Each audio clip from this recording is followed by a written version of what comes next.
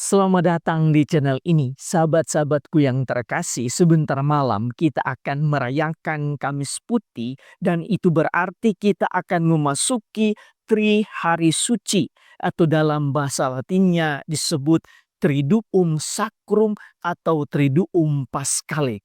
Semua umat harus tahu bahwa Tri Hari Suci bukanlah tiga ibadat yang berdiri sendiri, melainkan satu ibadat atau satu perayaan yang berlangsung selama 3 hari penuh. Ini adalah ibadah atau perayaan terpanjang dalam liturgi gereja. Suatu perayaan agung yang dimulai pada Kamis Putih dan mencapai puncaknya dalam malam Vigili Paskah di Sabtu Suci. Bapak Gereja Santo Agustinus menyebut Tri Hari Suci ini dengan ungkapan yang indah. Ia mengatakan 3 hari tersuci: penyalipan, penguburan, dan kebangkitan. Itu artinya selama 3 hari ini gereja menghidupi satu perayaan yang mencangkup seluruh misteri Paskah, yaitu sengsara, wafat, dan kebangkitan Kristus. Meskipun perayaan ini terbagi dalam 3 hari liturgis yang tampak terpisah, secara hakiki kita merayakan satu misteri dalam satu perayaan yang besar yang tidak terputus. Pertanyaannya, mengapa disebut satu perayaan atau satu ibadat selama 3 hari? Jawabannya ada di struktur liturginya. Semua perayaan pasti memiliki pembuka dan penutup. Bagian pembuka selalu diawali dengan tanda salib, dan di bagian penutup selalu diakhiri dengan berkat penutup di bagian akhir. Kita mulai dari perayaan Kamis Putih. Perayaan ini diawali seperti biasa dengan tanda salib pembuka yang menandai awal dari perayaan besar ini. Namun setelah komuni tidak ada berkat penutup dan tidak ada pengutusan umat. Sebaliknya, sakramen Maha Kudus diarak ke tempat penyimpanan untuk adorasi, dan umat meninggalkan gereja dalam keheningan. Ini adalah tanda bahwa perayaan belum selesai. Kita baru saja memulai Triduum Paskah ini. Di dalam Jumat Agung, ibadat itu berlanjut. Di awal ibadah Jumat Agung ini, kita mulai dengan keheningan, lalu dilanjutkan dengan tanda salib yang dibuat sederhana, tanpa dinyanyikan. Imam dan pelayan liturgi masuk dan bersujud di depan altar.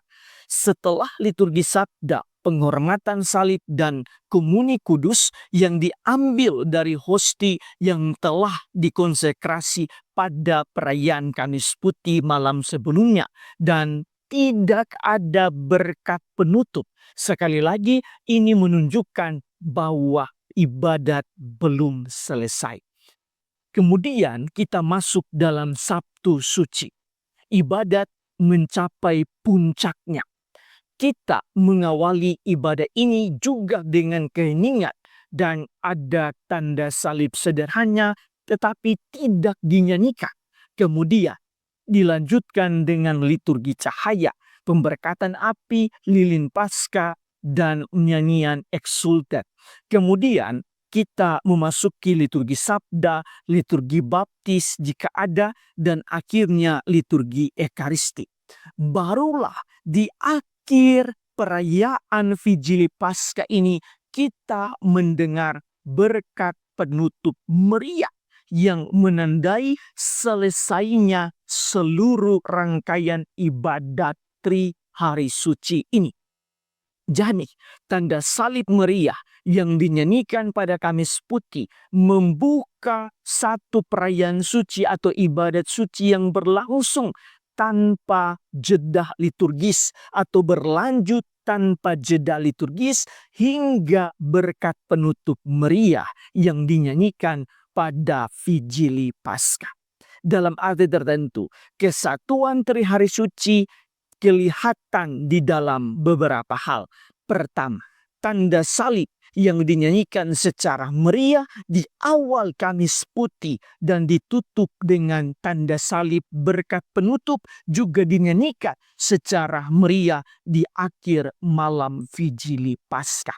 Kedua, kesatuannya terlihat di dalam nyanyian meriah pada Kamis Putih dan diakhiri dengan nyanyian penutup meriah di malam Vigili Paskah. Ketiga, di tengah-tengah antara ketiga perayaan ini atau ketiga ibadat ini, yaitu Kamis Putih ke Jumat Agung dan Jumat Agung ke malam Vigili Paskah, ada keheningan yang mempersatukan hari suci ini. Saya suka untuk memperlihatkan gambar sederhana ini untuk menjelaskan tentang kesatuan dari tiga ibadat yang panjang ini. Kita bisa lihat bahwa di Kamis Putih kita awali dengan nyanyian pembuka, kemudian Gloria dinyanyikan dengan lonceng. Dan inilah tanda bahwa kita mengawalinya dengan nyanyian yang meriah. Sesudah itu hening dan misa tidak diakhiri karena tanpa nyanyian penutup. Kemudian pada Jumat Agung ibadat mulai dengan hening tanpa nyanyian. Ibadat juga berakhir dalam keheningan tanpa nyanyian. Dan pada malam Paskah upacara cahaya dimulai tanpa nyanyian. Gloria dinyanyikan dengan meriah, lonceng-lonceng dibunyikan. Dan kemudian berkat meriah dengan nyanyian penutup. Inilah gambaran yang memperlihatkan bahwa ketiga perayaan agung ini merupakan suatu kesatuan. Karena itu, sahabat-sahabatku yang terkasih, sangat penting bagi kita umat Katolik untuk saling mengingatkan bahwa hari suci bukanlah tiga perayaan, tetapi satu perayaan panjang yang berpuncak pada Paskah. Karena itu kehadiran umat sepanjang 3 hari sangat penting dan bersifat wajib. Karena ini bukan 3 perayaan yang berdiri sendiri-sendiri, tetapi satu rangkaian misteri keselamatan. Pada akhirnya saya hendak mengucapkan selamat memasuki hari suci, hari-hari penuh rahmat, penuh makna, dan penuh misteri kasih Tuhan. Tuhan memberkati kita semua.